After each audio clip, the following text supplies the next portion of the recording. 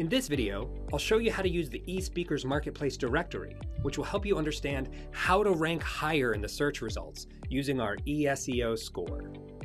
Setting up your profile in eSpeakers will create a listing in our marketplace, which is a great way to get exposure to buyers. Having a powerful selling profile in eSpeakers gives you a better chance of attracting meeting professionals who are looking for their next speaker.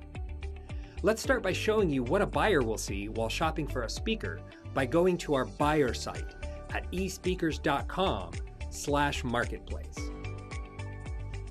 This is where meeting planners and conference organizers go when they want to hire a speaker like you.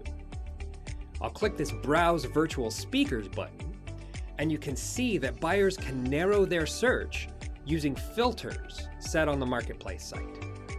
So you can type in a topic.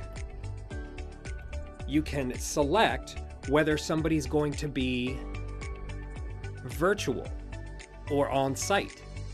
You can search for event availability. This is a good reason why you should keep your calendar updated in Event CX. You can search for a location for on-site events, and you can also search with a budget. Every meeting planner has a budget.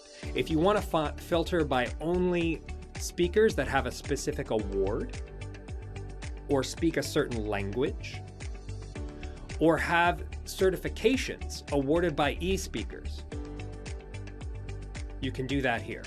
So let's do a search and see who comes up.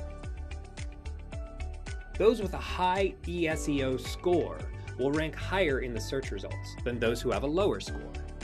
eSEO is eSpeakers' search engine optimization score. It's a similar type of search to a Google search, but we provide you with our algorithm to ensure your success.